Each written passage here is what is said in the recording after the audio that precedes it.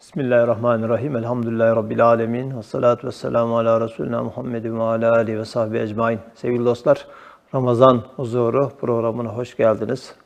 Ramazan'ın son gecesinden bir önceki gecedeyiz. Mübarek bir gecedeyiz. Dün gece Kadir Gecesi'ydi. Bu gece Cuma Gecesi. Ama Kadir Gecesi bu gece de olabilir, yarın gece de olabilir. İki kocaman gece ve iki kocaman gün var Ramazan'dan daha. Hemen böyle Kadir Gecesi geçince bir rehavet basıyor. Bu sefer bayram telaşı, yolculuk hazırlıkları, bayram alışverişlerine son günler kurban edilebiliyor. Halbuki bir pazarın en kârlı zamanları son anlarıdır. Dolayısıyla Ramazan'ın bu son günlerinden, son gecelerinden istifade etmeyi Rabbimiz nasip etsin inşallah.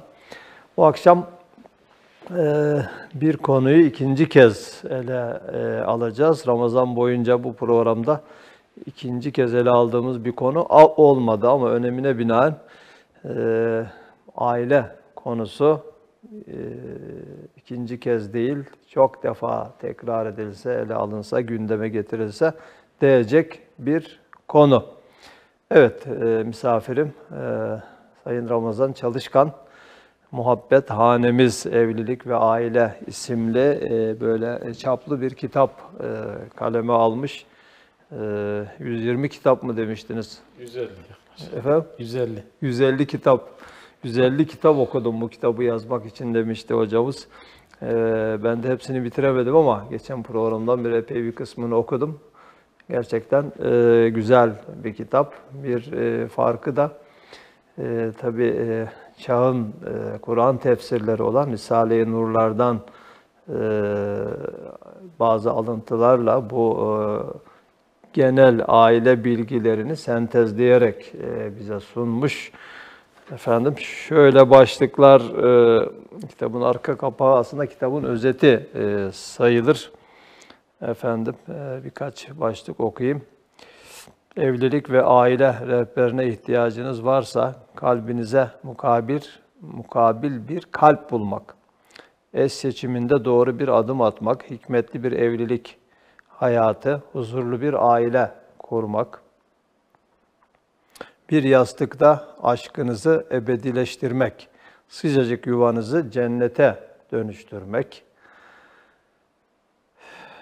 Evet, hanenizi irfan mektebi yapmak, eşinizi gerçekten keşfetmek, istikametli bir bakış açısı kazanmak, farklılıkları yönetmek, ailenizde etkin bir iletişim kurmak, aile problemleriyle baş etmek, yuvanızı değerler üzerine bina etmek, çocuğunuza iyi bir terbiye vermek, geleceğinize ciddi bir yatırım yapmak, evliliğinizi ve ailenizi korumak istiyorsanız bu kitap tam size göre diye böyle çok iddialı ve güzel sıcak başlıklar. Ama hocam bir de sizden dinleyelim. Bu kitabın yani yine bitiremeyeceğimize göre tamamını muhtevası hakkında özet bir bilgi inşallah. Evet, iyi yayınlar diliyorum. Allah razı olsun. Seyircilerimize teşekkür ediyoruz. Kitap aslında aile konusu çok geniş kapsamlı bir konu. Biz 18 maddede bunları toparlamaya çalıştık. Öncelikle evlilik süreci, evliliğin hikmeti, aile olma şuuru, insan neden evlenir? Geçen programın konusuydu. Evet, geçen konuştuk. Evlilik öncesi süreçler var. O süreçlerde hata yapmamak ya da hataları azaltmak adına eş adayının seçimi, burada yaklaşık 101 tane soru soruyoruz. Karşı cinsi tanımak amaçlı. Bazen unutuluyor, farkında varılmıyor. Üniversite sınavı gibi sorular 101 Yani tane. tabii o sorular böyle direkt şu mudur değil. Onu öğrenmenin farklı teknikleri var. Bir bakışla yani Mesela zaten. borcu var mı? Ha. Öğrenmek gerekiyor. Ya da çok önemli bir hastalığı var mı? Titizliği var mı? Bazıları mesela temizlik hastasıdır. Eve misafir alamıyorsun. Sonradan öğreniyorsun. Önceden bilseydin belki onu seçmeyecekti. Ya da başka bir şehirde yaşayabilir mi? Ya da mesleği, dini, mezhebi, siyasi görüşü, velhasıl.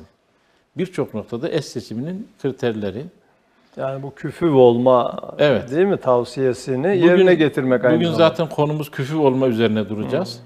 Evlilik öncesi küfü, evlilikten sonrası küfü diye iki ana başlığı. Biz evlilikten sonrasını genelde konuşacağız bugün inşallah. Nikah ve evlilik süreçleri. Evlilik süreçlerinde de tanışma, birinci aşama, tanıma, aslında tanıma evlilikle başlar. Ben tanıdım, tanıştık, artık tamam değil. Artık evlenince başlıyor. Bir de kargaşa ve rekabet dönemi var. İlk 5 yıl. Alan hakimiyeti kurma, kişilik çatışmaları, birbirini işte benim sınırım ne kadar işte zorluyor diğer eşi. Ondan sonra onun bir kar etmediği anlaşılınca uzlaşı ve insicam dönemi artık sona kadar gidiyor. Her sürecin kendine özgü özellikleri var, güzellikleri var, tuzakları var. İşte onu hasarsız atlatabilen, özel ilk 5 yıl hasarsız atlatabilen uzun süreçli gidebilir. Uzlaşma dönemi Evet. geçmiş oluyor. Ee, O zaman acele etmemek lazım. Yani o ilk 5 yılda biraz Aynen. problemler çıksa bile Problemlerin geçici olduğunu fark ediyor. onlar Yani bu kitap- devamlı düşünülmemeli. Aynen. Bir Çünkü birbirini tanıma, ısınma, tanıdıkça muhabbet artar. Evet. Yoksa bu nasıl çekilecek? Kavga ediyorsun. Bu ömür boyu nasıl sürecek diye bakarsan bitmez o iş. Hemen mahkemeye yolunu bulursun. Evet. Daha sonra evliliğin huzuru için tavsiyeler. İşte çok farklı konular var. 34 madde burada görülüyor. Sonra evliliğin meyvesi, çocuk eğitimi. Çocuk eğitim incelikleri. Özel Risale-i Nur'dan çok fazla istifade edildi bu noktada. Kadını anlamak. Aile içi iletişim ve aile sorunları çok geniş yelpazeli bir yer aldı kitapta. Aile içi şiddete yer verdik. Boşanma usulü. Aileyi değerler üzerine kurma. Bu çok önemli. Yani ve ailede gaye hal ve dava şuuru. Ailecek bir davanın peşine gitme. Aile toplantılarının faydaları. Ailede namaz bilinci, adab-ı muaşeret ve tefekkür ve dua bölümüyle böyle 18 bölümde oluşmuş bir evet. konu. Evet, Cenab-ı Hak tesirini artırsın İnşallah. diyelim. Ben geçen haftadan bakayım şöyle aldığım notlara ilk programımızdan. Aile nedir? İnsan neden evlenir? Toplumda ailenin yeri, aile olmanın önemi, aile mutluluğunun şartları, formülü, SSK formülünü vermiştiniz. Değil mi? Onu hemen hatırlat. Sevgi, saygı, karşılıklı güven. Sevgi, saygı, karşılıklı güven. SSK. Evet. Bu önemli. Ailede vazife taksimi, küfü olma, eş seçimi bunlar kalmıştı. Aile içi ilişkiler. Evet, bakış açısını değiştirerek sorunlar çözülür şeklinde. Bu 4 şeye başlığa girmemiştik. Şimdi hangisinden başlıyoruz? Küfü olmadan mı? Evet. Küfü olma. Evet, küfü denk olma. Evet. Birbirine. Kefe diyoruz ya. Kefe. Küfü oradan kefe. geliyor. Küfü, kefe. Denklik. Evet. Yine Üstad'ın Kefeler. Lemalar adlı eserinde diyor ki şer'an koca karıya küfü olmalı.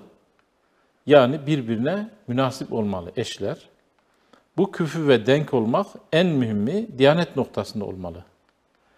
Kastamonu layıkasına geçen bir ifadede de küfü-ü şer'i tabir edilen birbirine seciyeten ve diyaneten liyakat aranmalıdır.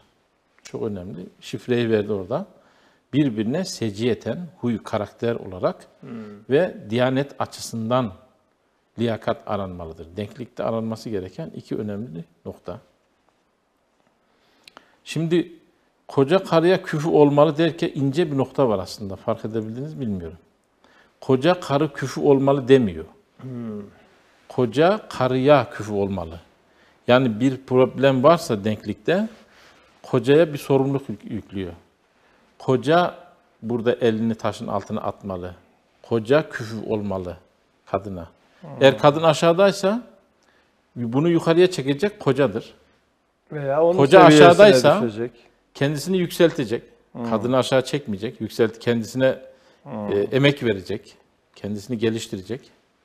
Bu denklik aslında yani denk olmak, münasip olmak önemli bir kelime. Birbirine münasip olursa problemler azalır. Yani aykırılıklar insanı bazen yoruyor. Yani farklı düşünmek elbette güzel. Onun üzerine duracağız bugün zaten. Farklılıkları yönetebilmek. Eşimizin farklılıklarını keşfedip yönetebilmek çok önemli. Aslında bu evlenmeden önce küfü olmak ne kadar önemliyse evlendikten sonra o küfürlüğü devam ettirmek de çok önemli. Mesela normal bir memurken evlenmiş birisini düşünelim. Şehre geliyor. İşte yavaş yavaş diyelim ki ev kadınıdır kadın, eşi. Diğeri şef oldu, müdür oldu, genel müdür oluyor, işte daire başkanı oluyor vesaire gidiyor. Ülkeler geziyor, başka eğitim faaliyetlerine gidiyor, kendisini geliştiriyor ama kadın evde kalıyor. Gittikçe makas açılıyor. İşte problem burada başlar. Dolayısıyla küfürlük evlendikten sonra da sen bir ülke gezdiysen mesela yani 3 ülke gezdin, bir ülkede hanımına gezdirmen lazım mesela yani. Ya da sen 5 kitap okuduysan 2 kitapta hanım okumalı yani. Ya da sen 2 tane bir seminer dersi aldıysan bir tane de kadın alması lazım yani. İşte sen ehliyet aldın, diyelim ki hanım da alsın gidip yani mesela gibi. Yani beraber gelişirse o zaman o denklik devam edebilir. Yoksa denklik bozulduğu zaman işte ben seni çekemem artık diye bir ifadeyle beğenmemeye başlıyor. Gözü dışarıda olabilir. İlk dönemde problem yok. İkisi de denk sayılır. Ama birisi kendisini geliştirip diğeri kaldıysa bu işte bayan ilerleyip erkek geride de kalabilir. Dolayısıyla evlendikten sonra o küfürlük çok önemli. Ama bu geliştirme dediğiniz gibi tamam olabilir. Diyelim sıradan bir memurdu, sonra daire başkanı oldu, genel müdür oldu, efendim yükseldi.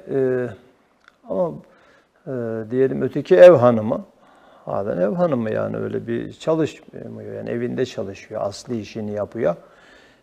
Burada tabii o tür makamlar onun için söz konusu değil ama burada nitelik olarak gelişebilir yani. Evet. Değil mi? Eşine yardımcı olacak şekilde dediğin o kültür seviyesini, eğitim seviyesini artırarak, okuyarak efendim kendini geliştirmesi lazım. Evet. Şimdi geçen hafta aileyi bir surenin üzerine bina etmiştik. Rum suresi 21. ayet. Ne diyordu? Kendisine ısınıp kaynaşarsınız diye. Ayatihi en halakakum min nefsin. Ve min ayati en halaka lekum min enfusikum ezvacen liteskunu ileyha ve cale beynekum meveddeten ve rahme. Evet. O eşin arasına da meveddet ve rahmet koydu. Evet. Bu Allah'ın ayetlerinden. Evet. Bir önceki ayet sizi topraktan yarattım. İnsan yaptım ve yeryüzüne dağıttım. Evet. Şimdi ilginç bir şey 22. ayette göklerin ve yerin yaratılmasında renklerinizin ve dillerinizin ayrı ayrı olması benim ayetlerimdendir diyor. Bir sonraki ayet. Bir sonraki ayet. Şimdi 21 ile 22 arasında bir bağı ben yeni keşfettim. Acaba nasıl bir bağ vardır? Evet. Aslında şöyle diyor. Ben sizi bir eş olarak size bir şey takdim ettim. Bir hediye-i rahmaniye, eş. Cenab-ı Hakk'ın lütfettiği bir hediyedir. En güzel hediyelerden birisi belki de en güzeli. Annesini babası size emanet eder ama Allah'ın da aynı zamanda hediyesi. Paketlenmiş bir hediye. İçerisinde binlerce latifesi, duygusu, davranışı, cami bir kapsamlı, çok boyutlu bir hediye. Şuna benzetebilir miyiz? Şimdi konuşurken aklıma geldi ama Şimdi cennet hurileri küçük birer cennet gibi paketlenmiş dediniz ya. Yani Evet. cennetin bütün güzellikleri, tatları içinde olan bir hediye olarak verileceği gibi.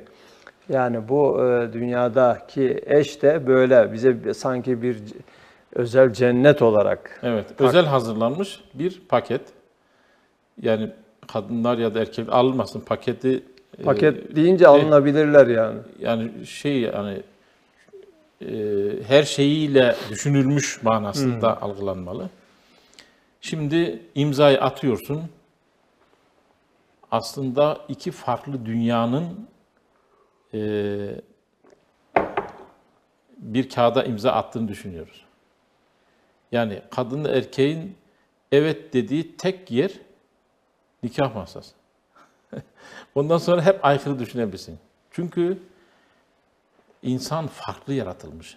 Dillerinizin ve renklerin ayrı olması. Ya şunu demek istiyor. Ben size eş olarak birini takdim ettim ama farklılıklarla beraber takdim ettim. Bunun dili farklı olabilir, rengi farklı olabilir. Burada çok farklı bir renkli kişilik sana veriyorum.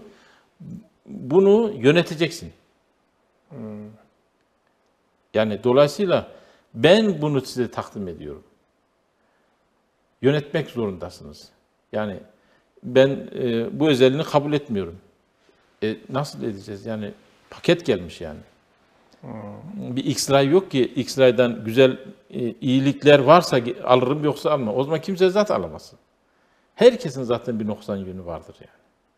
Dolayısıyla içerisinde bizim uzlaşamadığımız noktalar olabilir. Bu elbette ilk seçim yaparken, iradeyle bir eşi seçerken birçok kriteri geçtik. Ama karar verdikten sonra o kriterlerin hepsini çöpe atıyoruz. Artık bir anlamı yok. Karar verdin artık. Evet. Bundan sonra ailenin nasıl kaliteli bir aile olacağıyla ilgili, nasıl bu aileyi güzelleştirebiliriz, nasıl değerler üzerine kurabiliriz, nasıl topluma faydalı bir aile kurumuna dönüştürebiliriz, orada emek harcamak gerekiyor. İşte orada artık farklı bir dünyayla bir eve giriyorsunuz ve farklılıklarla bezenmiş bir kişilik. Mesela ne gibi farklılıklar var evlendiğimiz kişinin? Onlar üzerinde duralım. Mesela yaratılış olarak, biyolojik olarak tamamen farklı. Birisi kadın, birisi erkek. Evet. Biyolojik olarak farklı. Bir kere işte parmak izi farklı, göz rengi farklı, işte siması farklı, DNA'sı farklı, ses teli farklı. Biyolojik olarak bütün bu farklılıklar var. Aynı zamanda insanın manevi boyutu var. Manevi boyutta da enteresan bir şey. Nasıl fiziki insan olduğu gibi de manevi insan var. İçinde cesaret var, işte şefkat var, merhamet var, acımak var, işte kendini savunma var. Bir sürü manevi duygular var. Beraber aynı paketin içerisinde veriliyor. İlahi bir hediye. Dolayısıyla parmak izin işte bana uymuyor diye problem çıkmaz. Ama problem çıkma ihtimali olan şeyler var. Eğer düzgün yönetilirse aslında o kriz denilen, problemmiş gibi görülen şeylerin aslında bir zenginlik olabildiğini, bir fırsat olduğunu bugün bakış açısıyla bunu değiştirebildiğimizi göreceğiz. Yoksa hakikaten farklılık bir zenginliktir. İlla benim gibi olsun. İşte tek burada şey var, problem. Şimdi şöyle düşünelim. Her şeyin siyah ve aynı tonda olduğunu düşünelim. Farklı bir rengin olmadığını düşünelim. Çekilir mi böyle bir dünya? Çekilmez. Değil mi? Yani sofrada her şey siyah. Elma var siyah, portakal var siyah, kayısı var siyah, sofra siyah. Orada eşyanın varlığını bile fark etmekte zorlanırsın. Çünkü aynı tonda olduğunu düşünsen, siz seslenirsen daha orada birisinin olduğunu fark edersin. Yoksa fark edemezsin. İşte nasıl tek renk problem oluyorsa, farklılıklar, farklı renkler insana tat veriyor, lezzet verdiği gibi işte farklı bir kişilik de insana lezzet verir. Sadece benim gibi. Zaten senden var zaten. Senin gibi bir tane gerek yok. Senin gibi bir tane var. Niye bir başkasını sana benzetmeye çalışıyor? Onun için eşi zorla değiştirmeyelim diye bir kaidemiz var. Eşi olduğu gibi kabullenmek. Elbette eksik yönleri varsa onu söyleyerek düzeltmeye çalışırız. Ama illa benim gibi düşüneceksin. Benim sevdiğim yemekleri yiyeceksin. Benim işte hobilerim senin hobin olacak. Senin hobini ben saygı duymuyorum. Böyle bir şey yok. Herkes kendi dünyasında değerlidir. Kendi dünyasında bir muhataplık gerekiyor. Yani mesela duyusal, görsel ve işitsel özelliklerimiz farklı olabilir. Evlendiğimiz kişi, işte bu insanı 3 kategori ayırıyorlar. Görsel tip vardır. Görseller mesela estetikçidirler. Evde bir tablo kaydıysa onu sorun ederler. Ya da halı biraz böyle kaymışsa hemen gider onu düzeltir. Sandalye yerinde değilse hemen götürür sandalyeyi düzeltir. İşte bir bulaşığa tahammül edemez mesela. Yatak illa düzgün olacak. İşte dolabın kapakları şöyle olacak. Görsel olarak şimdi görsel hiç ehemmiyet vermeyen birisi evlendiğini düşünsene. Birisi dağınık, evde kriz çıkacak yani demektir. Dolayısıyla birisinin de işitsel yönü güçlüdür. O komşunun yukarıdaki tıkırtısından rahatsız olur. Yani sandalye tık tık eder, o rahatsız olur. Öbürünün umurunda olmaz. Ya da bir odada saatin tık tık etmesi, gece uyurken onu takar kafaya, onu saati alır başka yere koyar. İşitsel yönü güçlüdür. Bunun artıları, eksileri var. Bunun eksik olduğu anlamına gelmez. Bu özellik probleme dönüşebilir. Veya hep böyle iltifatlar duymak ister. Değil mi? Evet, aynen. İşitsel. Ya da dokunsaldır. İlla böyle der ki seni seviyorum demen bekler. Mesela köyde yetişmiş birisinin veyahut da yani böyle cümleler kurması zordur. Yani seni seviyorum. Mesela bizim anne babamızdan böyle bir cümle duymadık. Onlar içten severler, farklı seviyorlar, ayrı konu. Ama şimdi 1000 defa seni seviyorum, yani şeyi kalmış yani. O da anlamını yitiren bir kelime olmuş yani. Ona dokunmak ister ya da elini tutman ister, sarılman ister. Yani bu özellikler krize dönüşebilir. Bana hiç hediye almadın diyor mesela. Yani onu dert edinebilir. Ya da psikolojileri farklı olabilir insanların. Fıtratları farklı. Fıtrat yazılımları. Yani Allah'ın bizim yazılımımıza koyduğu şey. Yani nasıl bir fıtrata, yani yaratılışında hangi özelliklere sahiptir? Yani hareketli biri midir, durgun birisi midir? İşte böyle hep koşan birisi midir? Hep araştıran birisi midir? Durağan birisi midir? Fıtrat farklılıkları olabilir. Başka karakter farklılıkları, yani sonradan edinilen ve geliştirilen bir şeydir karakter. Mizaç farklılıkları, mizaç mezc olmuş. Biz neticede elementlerden oluşmuşuz. Eşimiz de elementlerden oluşmuş yani. Ama farklı düşünüyor. Yani aynı maddeden farklı nasıl olabilir? İşte oluyor. Neticede biz elementleri bölsek işte şu kadar karbon, şu kadar magnezyum değil mi? Şu kadar işte azot, kar vesaire çıkacak. Eşimizin de aynı elementlerden oluşmuş ama ayrı bir dünya ortaya çıkıyor. Aynı maddeyi kullanıyorsun ama farklı sonuç çıkıyor. Cenab-ı Hakk'ın kimyagerliği de enteresan değil mi? Yani 114 element, sınırsız ürün. Yani ilginç bir şey. Ben buna şey diyorum, bu sıralar bir harf bile katipsiz olmazken her harfinde bir kitap yazılan şu kainat kitabını anlatırken kainat kitabı element harfleriyle yazılıyor. Evet. Nasıl ki bu kitabı siz yazdınız. Bundaki harfler nedir? 29 tane harf ama 29 harften değil mi? Kaç türlü kelime, kaç türlü mana, kaç türlü duyguyu yansıtan cümleler var. Evet. İşte bunun gibi Cenab-ı Hak da element harfleriyle bütün varlık kitabını yazıyor. Evet. Dolayısıyla o onun şeyi yani mahareti, Evet. dediğiniz gibi kimyagerliği, yani element harfleriyle kainat kitabını yazmak. Hatta bazen bir harfin içine bir kitap ince harflerle işte DNA'da olduğu gibi falan yerleştirmek bizi hayran bırakan bir durum. Evet, mesela hocam şu anda çay içiyoruz değil mi? Mesela şu mesela içtiğimiz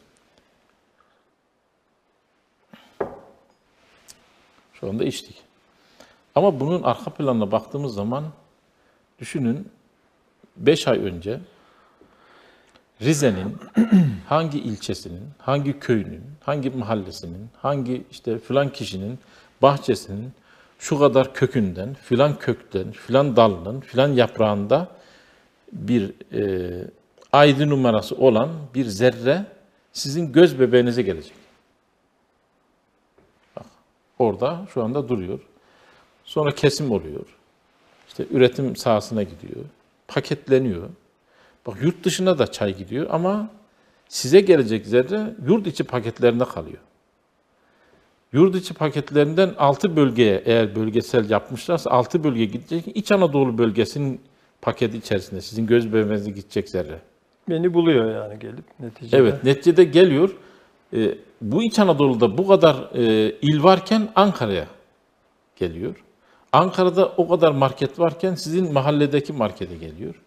Sizin mahalledeki o marketten binlerce kişi alışveriş yaparken siz elinize attığınız paketin içerisinde çıkıyor.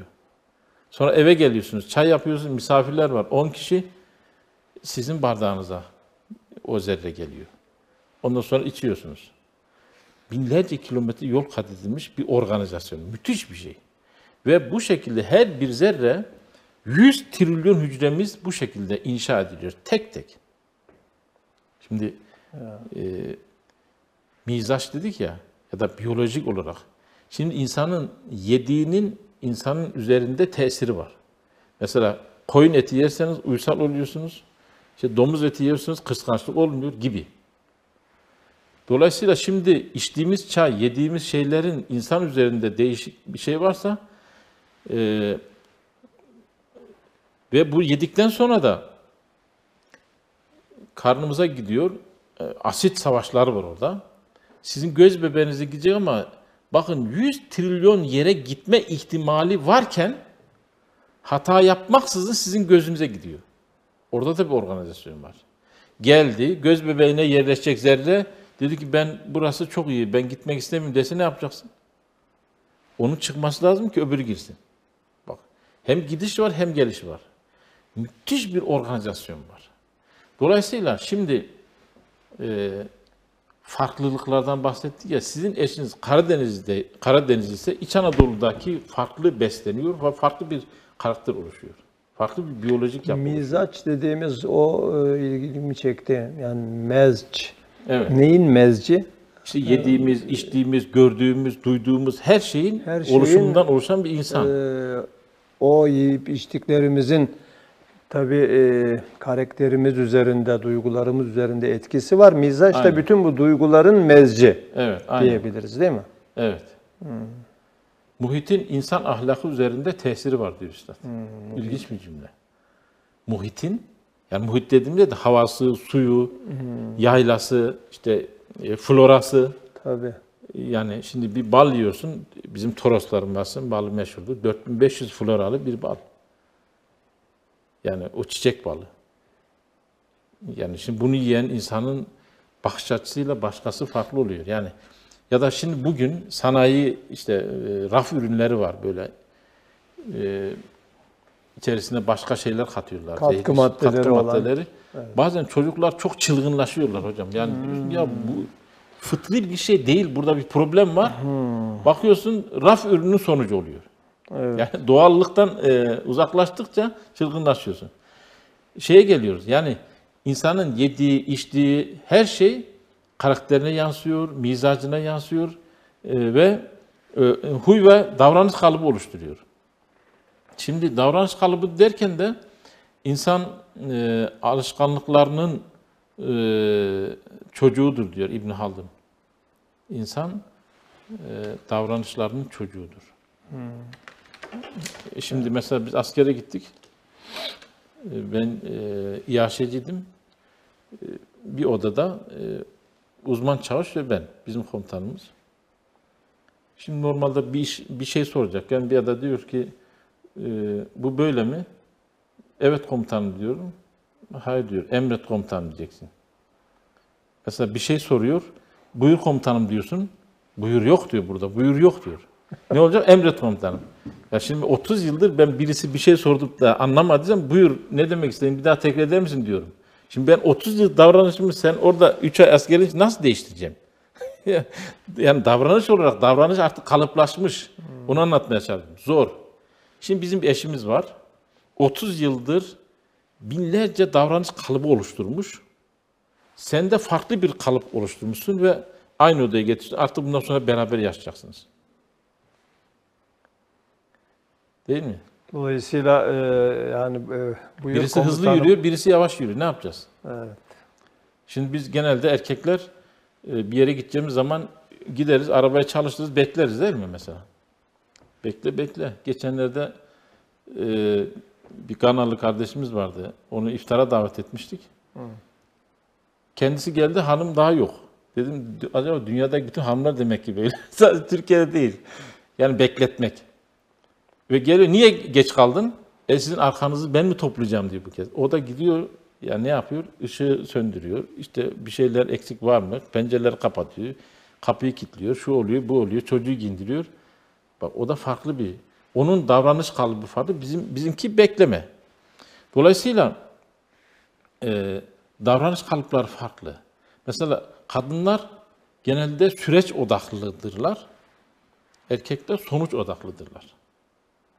Şimdi mesela arabayı market önüne çektin. Ne alalım? Bir paket makarna alacaksın. Erkek gider 30 adımda işi bitirir gelir. Kadın gider 400 adım atar, ondan sonra bir paketi getirir. Niye? O paketi alırken başkalarına bakar, karşılaştırmalar yapar. İşte efendim kelebek mi olsun, düz mü olsun, bilmem ne olsun. Fiyatını sorar, ondan sonra başka şeylerle karşılaştırır. Manava gider, halbuki paket alıp gelecektin. Şimdi bu davranış böyledir işte. Çünkü o artık detaycıdır. Detaycı olmak zorundadır. Çünkü evde bir detaycı lazım. Kimisi süreç odaklıdır, kimi sonucu da. İkisine de ihtiyaç var. Birbirini tamamlamak. Zaten Yani biri böyle doğru, bir şey. biri yanlış değil burada. Değil. İkisi de Birbirini gerekli. tamamlayan. Şimdi 2 tane cimri var bir evde. Erkek de cimri, kadın da cimri. Nasıl cömertlik olacak bu evde? Biri cömert olacak, biri cimri olacak. Cimri olacak ki evde işte iktisatsızlık olmasın, yani dengesizlik olmasın, ekonomik problemler fazla açılmasın, değil mi? Evet. Öbürü de cömert olacak ki yardımlaşma olsun yani, kaynaşma olsun, paylaşma olsun yani. Dolayısıyla ikisine de ihtiyaç var. Yani burada bir de şey var mesela, bazı sıfatlar, özellikler erkekte güzeldir. Aynı sıfat kadında güzel değildir. Aynen. Mesela cömertlik bunlardan bir tanesi. Cömertlik, cesaret. Evet. Erkekte güzel sıfatken Evet. kadında güzel sıfat değildir. Onda da tutumluluk, değil mi? Çünkü Evet. İçişleri Bakanı olarak orada eşinin malına bir açıdan Sahip çıkmak. muhafız memuru olacak. Dolayısıyla herkes kendi, yani birbirine uydurmak değil, eşini kendine uydurmak değil, onu kendi şartları içinde olduğu gibi kabul etmek, değil mi? Farklılıkları yönetmek derken Evet. Hocam vicdan ayarları farklıdır mesela insanların. Eşinizin vicdan ayarıyla sizinki aynı olmayabilir. vicdan ayarı derken Evet. Yani iç muhasebe. Mesela biri vicdansız olabilir yani. Dolayısıyla mesela eğitim farklılıkları, kültür seviyeleri, tecrübe birikimleri. Neticede 2 farklı dünya yani. Birbirinden farklı olabilir. Dolayısıyla bu farklılıkları yönetmek bir yöntem gerektirir. İşte bakış açısı gerektiriyor. Bunun bir kavga sebebi olmadığını, beni tamamlayan bir zenginlik gibi görmek gerekiyor onu. Mesela ahlaki duruşları, ahlakın işte yaratılış manasında. Ahlakın da içi çok geniş. Yani 180 tane şey var. İşte farklı duygunun birleşimidir, çatıdır ahlak kelimesi. Güzel ahlaklı olmak. Veyahut da işte sosyal çevreleri, aile yapıları, arkadaş çevreleri ya da yetişme tarzları farklı olabilir. Bunların hepsi kavga sebebi de olabilir, uzlaşma sebebi de olabilir. Şimdi bir aile düşünün ki bir aşirette yetişmiştir. Öbürü bir evin bir çocuğudur. Biri yalnızlıktan bıkmıştır. Yalnızlık onun için tehlikeli bir şeydir. Ya ben ne yapacağım tek başına bu dünyada diye bakarken öbürü ya bu gürültüden, bu kalabalıktan bir an önce kurtulayım diye. Bak, birisi kalabalık olmaktan Kalabalığı özler, birisi yalnızlığı özler. öbürü yalnızlığı özlüyor. Yani dolayısıyla sizin eşiniz böyle bir çevreden gelmiş olabilir. Siyasi görüşler de farklı olabilir. Aynı evde farklı siyasi ya da işte farklı izimlere sahip olan insanlar olabilir. Aynı evde yaşamaklarına rağmen. Bugün daha görüyoruz evlerimizde. Dolayısıyla ya da Kur'ani ve nebevi metotla kurdukları bağlar. Herkesin dini hassasiyeti aynı olmayabilir. Yani dolayısıyla imanda da dereceler var, yani ilmel yakin, aynel yakin, hakkal yakin dereceleri vardır. Farklı dereceler olabilir. Yani herkes sizin gibi aynı hassasiyette dini ya da o ölçüleri galeye almayabilir. Biri sabah namazını geçirir, umurunda olmaz. Öbürü çok tedirgin olur ya da onu bir sorun eder yani. Çünkü din hayatın hayatıdır. Hem nuru hem esasıdır. Dolayısıyla dini hassasiyet, yani en başta denildi ya, diyanet noktasında en önemlisidir. Çünkü yemek tuzlu olmuş, tuzsuz olmuş, o sorun geçicidir. Ama birinin senin dinine saygısı olmayan birisi evlendiğin zaman düşünebiliyor musun? O hayat nasıl çekilecek? Çünkü din insana her dakika lazım. Evet. Yani ya da dinin, yani birisi şöyle düşünüyor. Bu din hakikaten benim hayatıma hayat veren bir şeydir. Dolayısıyla yediğime, içtiğime, gezdiğime, tozduğuma, sevdiğime, sevmediğime, siyasetime, aileme, eğitimime, kültürüme, her şeyime etki eden bir etkileyen bir şey olarak görürken dini, öbürü hiç kale almaz yani. Olsa da olur, olmasa da olur. Dolayısıyla dini hassas olan birisi üzerine elbise alırken onu nazara itibara alır. Acaba din burada bana bir kısıtlayıcı bir şey ya da bir alan açıyor mu ya da bir alan kısıtlaması yapıyor mu diye bakar. Yani bir şey yerken bunu israf olup olmadığına bakar. Öbürünün böyle bir hassası yoktur. Yapmaz. Biri her amelinin karşılığının mutlaka verileceğini bilir. Öbürünün böyle bir dünyası yoktur. Ne yapacağız? Yani dolayısıyla bütün her şey, yani farklı bir dünyayla evlendiğimizi ve bunun yönetilmesi gerektiğini bilmemiz gerekiyor. Bunun farkındalığını oluşturmamız gerekiyor. Veyahut da alışkanlıkları farklı olabilir. Bakın, hayattan beklentileri de farklıdır. Yani onun için sıfır beklenti ya da düşük beklenti ailede çok önemlidir. Yani olursa güzel olur, olmazsa da dert etmem dememiz gerekiyor. Yoksa işte evlenmeden önce söz verdin, işte şöyle oldu, böyle oldu, bunu yapmadın, evlilikleri dağıtabiliyorlar. Beklentiler yüksek çekiyorlar ve o beklenti olmadığı zaman sen bir işe yaramıyorsun, sen işte vaat ettin, hiçbir şey gerçekleştirmedin. Onun için vaatler sıkıntılıdır yani. Yapamayacağınız şeyi söylememeniz lazım. Yani vaatler, yani evlenmeden önce vaatler çoktur. Evlendikten sonra gerçekler vardır. Çünkü oraya da dikkat etmek lazım. Evlenmeden önce herkes centilmendir, saygılıdır. İşte bir elinde çiçektir, bir elinde çikolatadır. En güzel takım elbisesini giymiştir. arabasını tertemiz yapmıştır. Sözlükleri kullanırken böyle kırık kırık yarar. Oturuşuna, kalkışına, her şeyine dikkat eder. Sen zannedin ya 4 dörtlük bir adamla evleniyorum. O makyaj yapmıştır normalde yani. O maske dönemidir.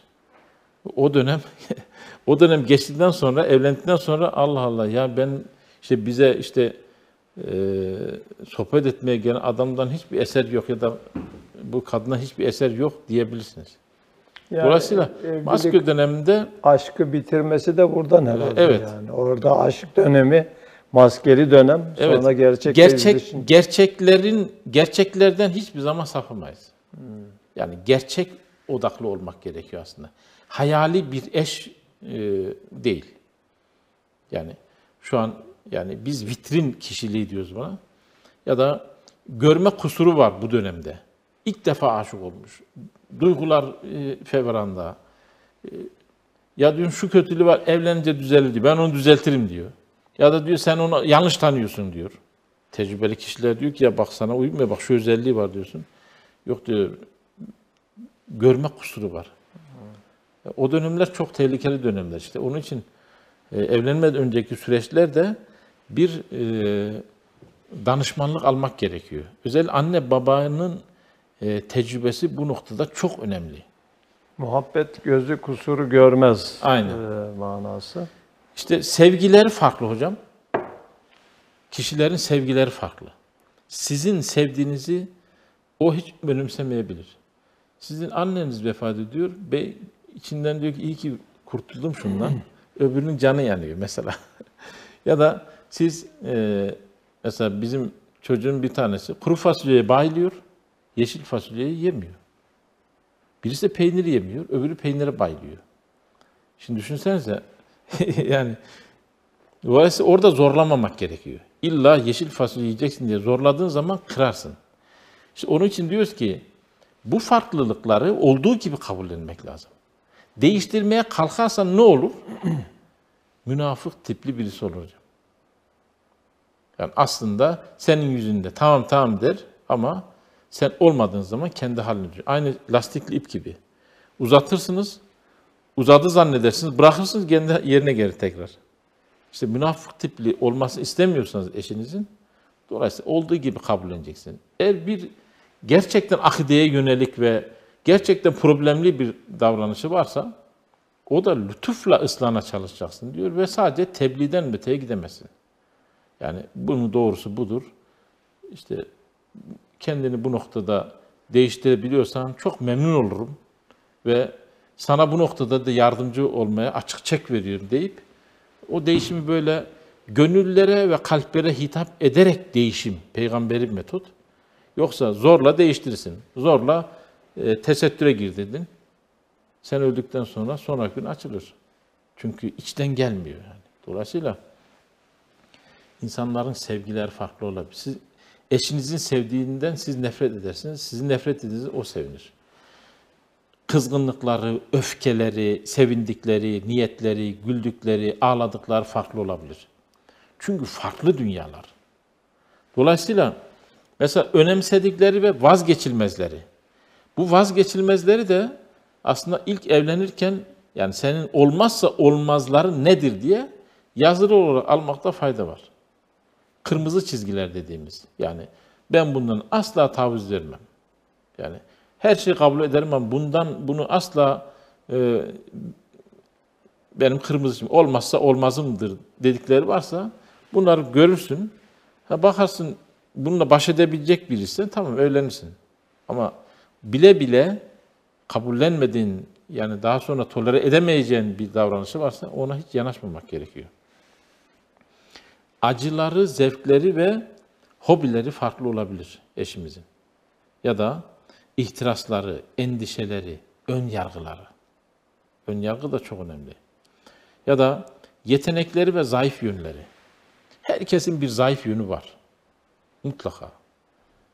O zayıf yönleri işte zaman içerisinde o diğer iyiliklerin içerisinde geçen ki görüşümüzde de bunu almıştık. İyilikler içerisinde harmanlamak gerekiyor. Dolayısıyla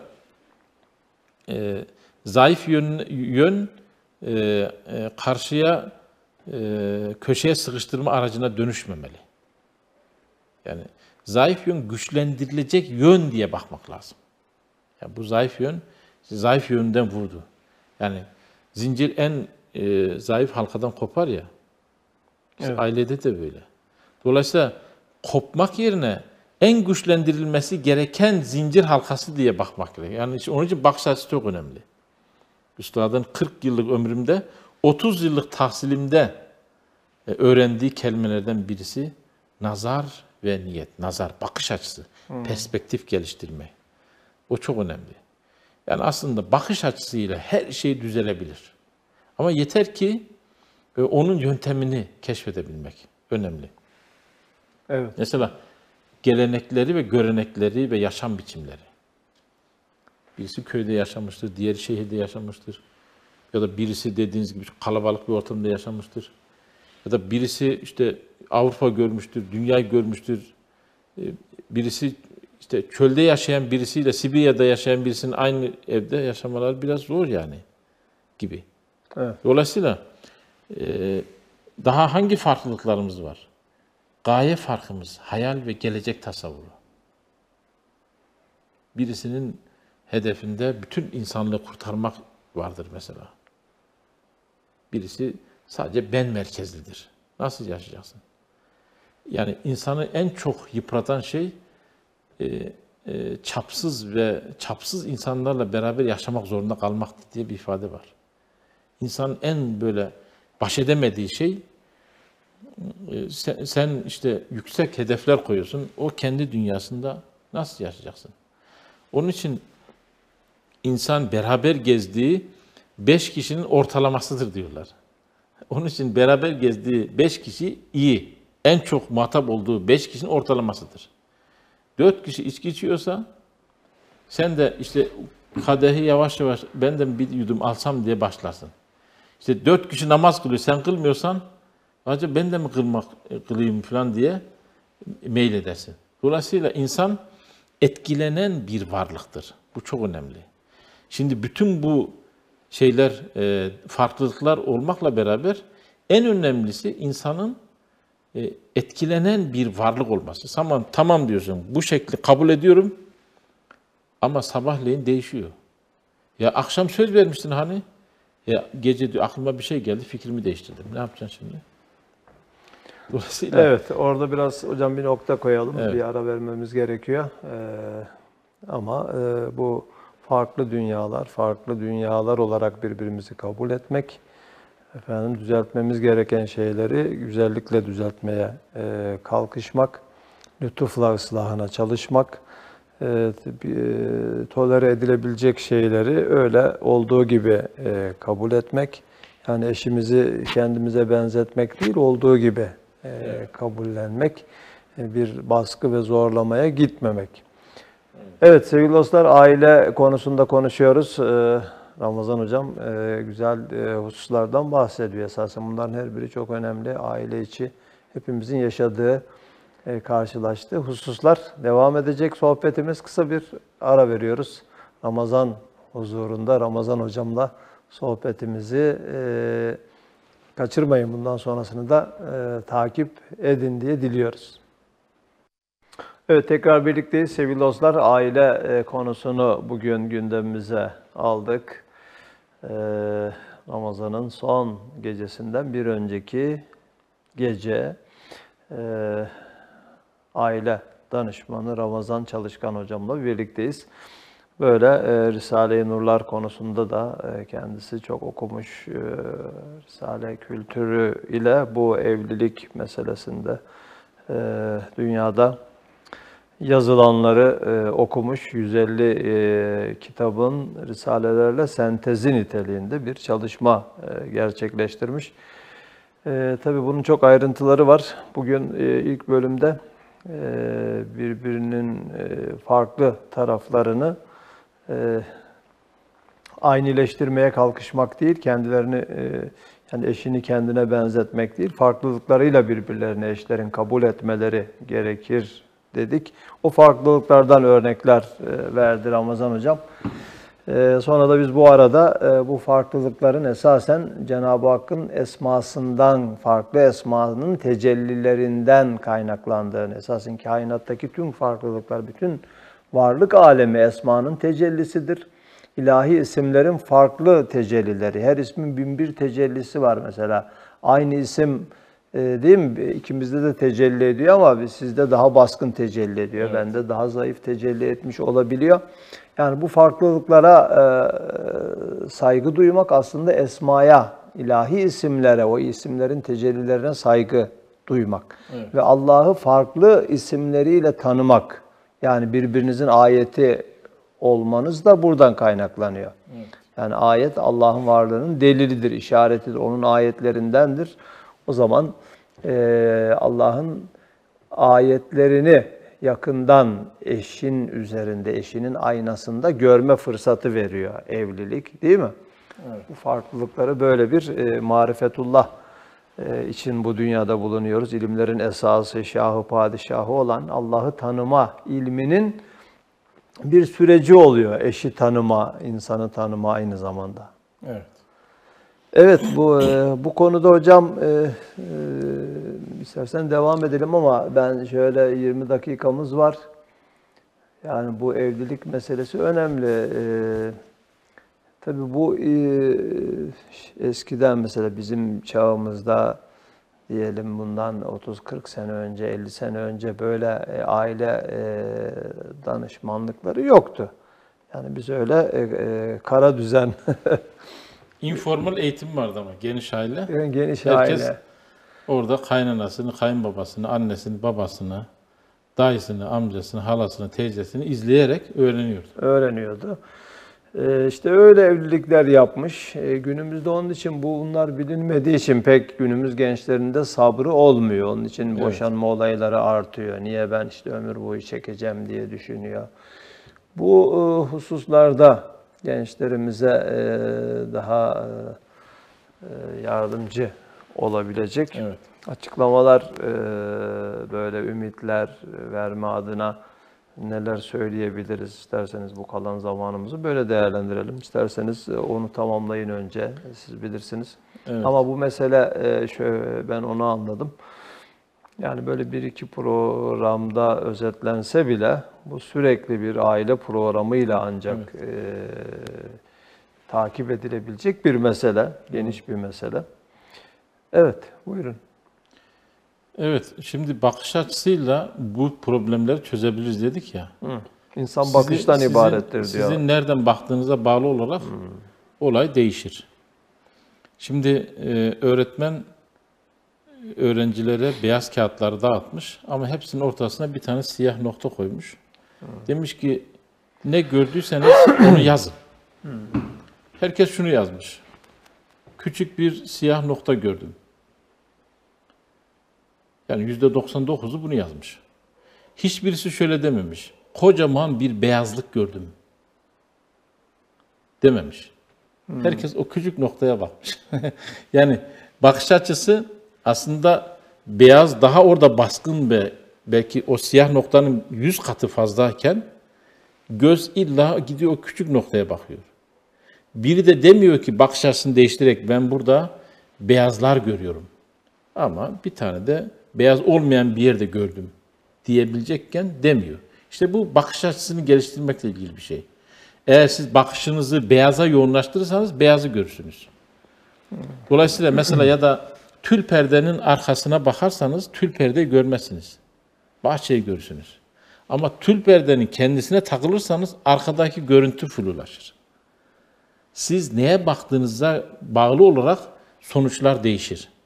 Siz bunu fırsat olarak görürseniz fırsata dönüşür. Kriz olarak görürseniz krize dönüşür. Ayrılıklar yani. Aynen öyle. Dolayısıyla aslında her meselenin mutlaka bir çözümünün olduğunu bilmeliyiz. Her sorun kendine özgüdür. Her çözüm de kendine özgüdür. Ben bu kitaptan en çok aldığım ders bu. Bunu öğrendim. Her sorun kendine özgüdür. Her çözüm kendine özgüdür. Çünkü çözüm olarak sunduğunuz farklı bir dünya. Az önce farklı anlattık ya. çözümü sunan bütün bu farklılıkları görerek çözüm sunsa tamam, sorun yok. Ama keşfedilmemiş bir dünya var karşımızda. Önemli olan işte evlilik aslında keşfetmek sanatıdır. Eşimin bana yarayan, bugün hangi özelliğini keşfettim diye bakmak lazım. Hangi farklılık, beni acıtan bir farklı olarak görmemek lazım. Farklılıklar zenginlik olarak görmek. Farklı tatlar, farklı renkler gibi. Ya da işte soğukkanlı ve sıcakkanlı oluşları kişilerin, olaylar karşısında gösterdikleri tepkileri, sosyal ve asosyal olmaları, etken ve edilgenlik dereceleri önemli. İnsan edilgen bir varlık. Mesela hocam sol elinizi biraz kaldırır mısınız? Bak hemen normalde bir bağ olmadığı halde hemen etkilendiniz. Düşünsenize insanın etrafından binlerce onu etkileyen faktörler var. Yani akşam farklı, sabah farklı, öğlen farklı. Mesela öfkeleniyor. Halbuki size öfkelenmiyor aslında. O gün boyunca dolmuş. En son nokta size. Siz de zannediyorsunuz ki ben ne yaptım bu adama da öfkelendi. Hayır, aslında bakış açını şöyle hemen değiştirmen lazım. Bu adam normalde benim bir sorunu yok. Trafikte bir problem yaşamış, işte bugün çeki ödeyememiş, işte gelirken şöyle olmuş, bilmem ne olmuş. Bir sürü onu öfkelendiren şeyler var. Günün sonunda en son bana denk geldi patlaması. Böyle baksa olay çözülecek. Eğer bakmadığı için ne yapıyor? Sen bana bunu mu dedin diye karşı veriyor. Pimpon topu gibi karşılıklı atışmalar başlıyor. İşte şeyler derinleşiyor. Bağırışma dereceleri artıyor. Sesler yükseliyor. İşte bağırma. Halbuki bakış açısı olayı hemen çözümleyebildi. Yani bu bakış açısı geliştirmek aslında nasıl gelişir? Empati yaparak gelişir. Acaba ben karşıda olsaydım ne yapardım? Tecrübe biriktirmekle gelişir. Kitap okumakla gelişir. Görmekle gelişir. İşte istişare yapmakla gelişir. Ya da işte farklı alternatifler bulmakla gelişir. Dolayısıyla bakış açısı geliştirmede ayrı bir gündem oluşması gerekiyor. İnsanın ben nasıl olaylar farklı yorumlayabilirim diye bakmak lazım. Bir konuya verdikleri önem dereceleri, değer yargıları, olayları algılama biçimleri, inat, direnme ve esneklik katsayılar farklı insanlar. Yani direnme katsayısı elbette insanda direnç de olacak, gelişim katsayısı da artı olması. Yani direnme kötüye karşı olmalı, gelişme katsayısı da iyiye doğru olmalıdır. İyilik gördüğün zaman hemen değişimde katsayımızı arttırmamız gerekiyor. Orada direnmenin bir manası yok. Öbür tarafta da kötülükte de gelişmenin manası yok. Orada da direnç. Yani bu çok önemli. Sevgi ve nefret dilleri, giyim kuşamları, geçmişleri, hayat hikayeleri, acıları, anıları birbirinden farklıdır. Dolayısıyla coğrafyanın bile insanın ahlakı üzerinde tesiri var. Eşimizin aslında görünmeyen bir buzdağının da olduğunu görmemiz lazım. Evlendikten sonra işte tanıma başlarken işte bütün bu farklılıkları keşfetmeyi onun için söylemiştik en başta. İşte ben tanıdım, iyi tanıyorum artık evlenebilirim. Değil, böyle değil. Yani yeni başlıyorsun daha. Oraya yeni başlıyorsun. Sürprizlere de hazır olmak lazım. Aynen öyle. Orada bir şey demediniz, birinci bölümde geçti. Asasen hayat da, hayat içinde yani hayat mutluluğu için de geçerli. Yani çok yüksek beklentiler Evet. insanı mutsuz ediyor. Hani mükemmeliyetçi bir yaklaşım. Aynen. Yani dünyaya biz esasen mutlu olmaya gelmedik. Ebedi mutluluğa hazırlanmaya geldik. Aynen. Dolayısıyla yani burada her şeyim tamam olacak. Hiçbir eksiğim kalmayacak. Her şey beklediğim gibi, umduğum gibi çıkacak diye böyle bir bakış açısı insanı mutsuz ediyor. Çünkü bu cennette olacak bir şey. Yani biz bu dünyayı cennet zannediyoruz yani. İşte yüksek beklentilerle kusursuz görmek isteyenin kusurlarını saymaya kalksak ansiklopedi çıkar. Değil mi? Tabii yani şimdi sen dört dörtlük müsün ki dört dörtlük bekliyorsun? Evet. Ya da değişim, zorla değiştirmek istediğin kişi de seni değiştirmek istediği zaman ne yapacağız? Ya. Yani kim kimi değiştirecek? Dolayısıyla bütün burada Aslında sihirli formu şöyle. Lütfen beni olduğum gibi kabul et. Çok güzel bir cümle. Beni kale al. Beni görmezlikten gelme. Aslında sorun çözen sihirli şeylerdir, cümleler bunlar. Başka? Yanımda olduğunu hissettir. Bana sahip çık. Beni destekle. Varlığımı kabullen ve onayla. Ben de senin gibi bir bireyim. Allah'ın bir kuluyum. Bu noktada Allah karşısında eşitiz. Önemli ve değerli olduğumu hissettir. Sorun çözer bu cümle. Beni fark et, beni anla, benimle muhatap ol. Muhataplık çok önemli. Bakın, Allah da muhatap olmak istiyor bizimle. Allah bizimle 7 gün, 24 saat, bütün saniye ve saliselerde muhatap. Şu anda o bizimle muhatap olduğu için görebiliyoruz, konuşabiliyoruz, düşünebiliyoruz, elimizi hareket edebiliyoruz, yediğimiz inşa olunabiliyoruz. Her şeyimizi ona borçluyuz. Bizimle her an muhatap. Kalbimiz çalışıyor şu anda. Hücrelerimizi döndürüyor, elektronlarımızı döndürüyor. O bizimle muhatap. Ve bizim de onunla muhatap olmamızı istiyor. Allah'ın normalde bir ismi Samet'tir. Hiçbir şeye ihtiyacı yoktur. Peki niye istiyor? Sadece muhataplık. Sen aslında namazın, oruç tutman, hacca gitmen, şu bu, ona bir katkı sunmuyor Allah'a. Sadece şunu istiyor. Benimle muhatap oluyor mu, olmuyor mu? Muhatap olmamanın cezası cehennem. Şöyle derler yani Cenab-ı Hak insana, ben 24 saat seninle beraberdim. Sen Evet. kiminleydin yani? Aynen. Bunu soracak yani ve insanın Doğru. derecesini, başarısını buna göre ölçecek. İşte kaleye almamak nasıl Allah açısından sorun yani. Diyor ki ben her şeyin bana borçlusun. Sen bak yoktun. Seni var ettim. Hayvan olabilecekken, bitki olabilecekken, cansız bir varlık yapacakken sen insan yaptın. Sana şuur taktım, akıl taktım. Birçok nimetleri ortaya koydum. Dünyanın bütün nimetlerini ayaklarının altına serdim. Senin için 150 milyon kilometre ötede güneşi yakıyorum. Yörüngesine döndürüyorum. Mevsimleri yaratıyorum. 400 bin çeşit nebatatı, hayvanatı emrine veriyorum. Senin hayatta kalman için atmosferi, şunu, bunu, milyarlarca ve trilyonlarca, katrilyonlarca işler yapıyorum senin için. Ve ben seninle her an seni seviyorum, destekliyorum. Senin varlığın benim takdirimle olmuş. Peki sen benimle niye muhatap olmuyorsun? Bu çok acı bir şeydir aslında. Evliliklerin de aslında bitmesi beni artık sevmiyor, beni muhatap almıyor, benimle konuşmuyor, benim derdimi dinlemiyor. İşte oturup bir şey paylaşamıyoruz falan falan falan. İşte bu aslında muhataplık çok önemli bir şey. Burada şunu da diyebilir miyiz? Yani eşimizle, çocuklarımızla Allah adına muhatap olmak da Allah'la muhatap olmaktır. Evet. Yani Cenab-ı Hakk'ın bizden beklediği ve istediği o muhatabiyet durumunu gerçekleştirmektir. Değil mi? Evet. Yani Biz Allah'ı severiz, eşimizi de Allah için severiz. Allah için seversen dolayısıyla Allah'ı sevmiş olursun. Yani eş sevgisi, çocuk sevgisi, tüm varlık sevgisi Allah sevgisini besler. Yani Cenab-ı Hak zaten öyle istiyor. Onun adına sevince onu sevmiş oluyorsun. Evet. Bana zaman ayır. Bu çok önemli bir şey.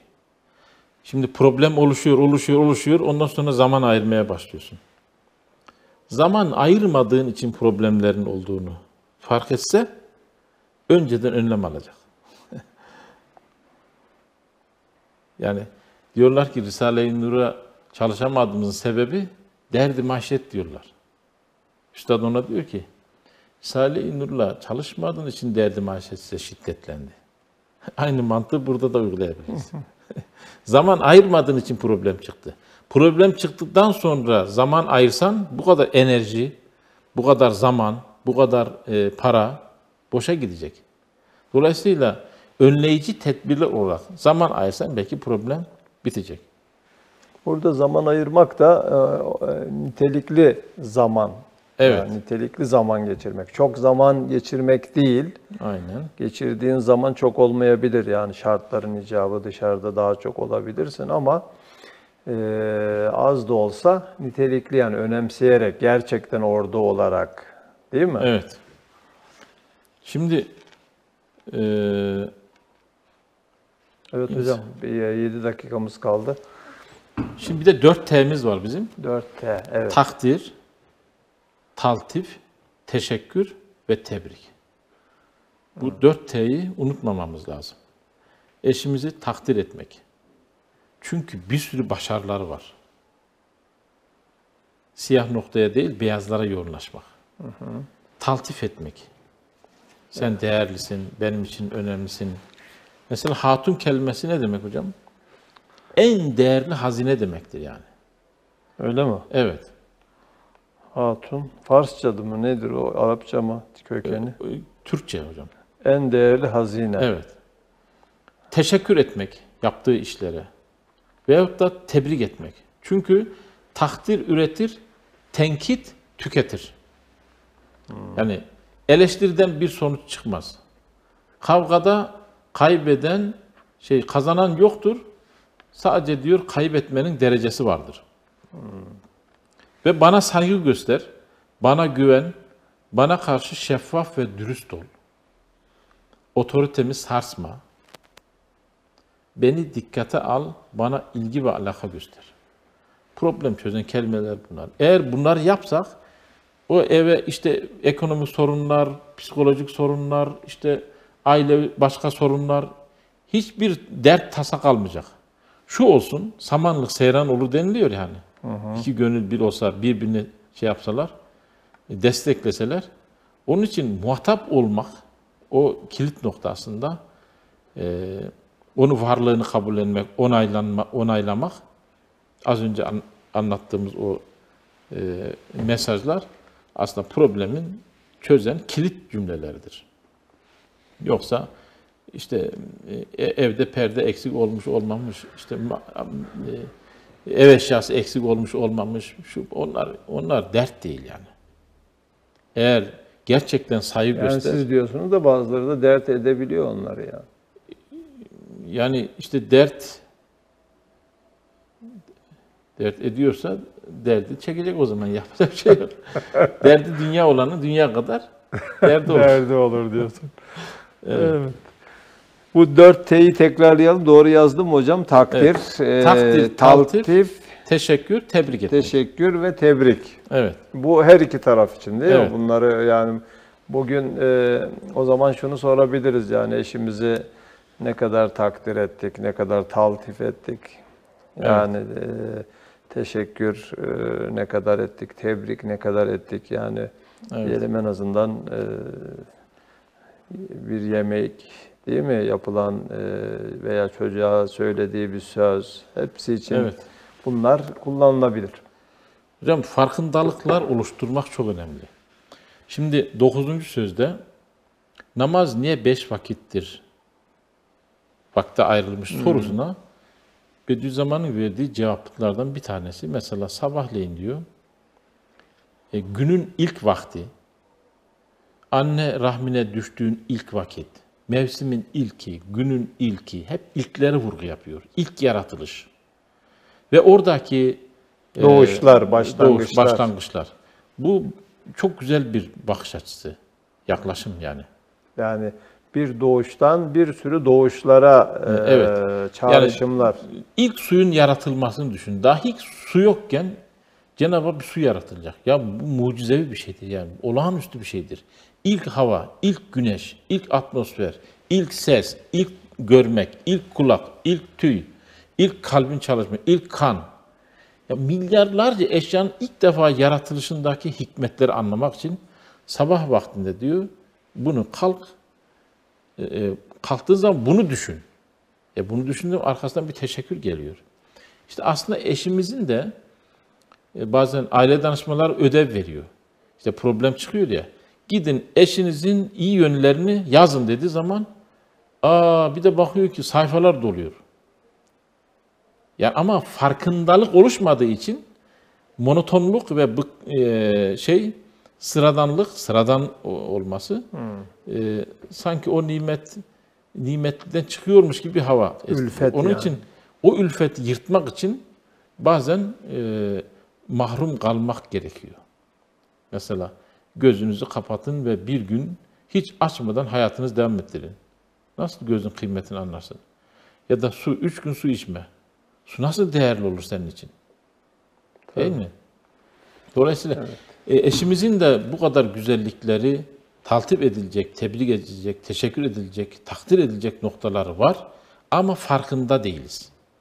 İşte o farkındalığı oluşturmak. Aynı sabah namazında Allah'ın o ilklerini farkına vardığımız gibi bizim de aslında böyle bazen köşeye çekilip eşimin güzel yönlerini, çünkü vefa dediğimiz geçen derste de anlatmıştık. Vefa, iyilikleri öne çıkartmak, iyi gün hatırı, o hatır önemli. Çünkü siz onun için en değerli, sizi seçmiş zaten, sizle evlenmiş, daha ötesi var mı yani? Bu kadar kişinin içerisinden sizi birinci sıraya koymuş. Vefa önemli. İyilikler bazen unutuluyor, sıradanlaşıyor. Onun için bazen hep mesela haberler izlediğimiz hep kötülükler yayınlanıyor değil mi? Kavga, gürültüler. Ya iyi haberler diye böyle bir şey çıksa aslında. Bizim vardı bir zamanlar televizyonumuzda böyle iyi haberler diye. İslam dünyasından, bütün dünyadan örnek. Sadece iyi yani. İyilikleri öne çıkartmak gerekiyor. Ailede de böyle iyi haberleri sürekli tekrar gündemimize getirmek gerekiyor. Hocam çok teşekkür ediyoruz. Evet, rica ederim. İnşallah sizin bu çalışmalarınızı ben gerçekten beğendim, takdir ettim. Gerekli yani bir insanlığımıza, halkımıza lazım olan şeyler, tespitler, güzel tespitler var. Bunları ileride farklı şekillerde değerlendiririz inşallah Cenab-ı Hak. İnşallah kısmet olursa. Tesirini kalk etsin. Yani. Allah razı olsun. Emeğinize sağlık. Allah sizden de razı sağlık. olsun. Çok sağ olun. Evet sevgili Allah dostlar, inşallah yarın akşam son Ramazan gecesinde yine birlikte olacağız. Ramazan'ın bu son fırsatlarına, yani bitti havasına girmeyelim. Biz erken böyle bitti moduna giriyoruz. Daha 2 gece var. Üstelik özellikle bu gece Cuma gecesi. Ben şunu siz rastladınız mı bilmiyorum. Alimler arasında tartışılmış, yani ben ilk okuduğumda bayağı beni şok etmişti. Yani Kadir gecesi mi üstündür, Cuma gecesi mi üstündür diye. Bunları tartışmışlar. Hatta bazı alimler Cuma gecelerinin Kadir gecesi seviyesinde olduğunu iddia etmişler. Bu gece hem sadece Cuma gecesi de değil, Ramazan gecesi aynı zamanda Kadir gecesi de olabilir. Onun için bu geceyi, yarın geceyi ve 2 Ramazan gününü de bu Ramazan pazarının, ahiret pazarının son anları çok değerli zamanlar olarak inşallah kıymetini bilelim ve bunlardan istifade etmeye çalışalım. Başta nefsime, sonra siz değerli izleyicilerimize hatırlatarak size veda ediyoruz. Hoşça kalın. Çok sağ olun.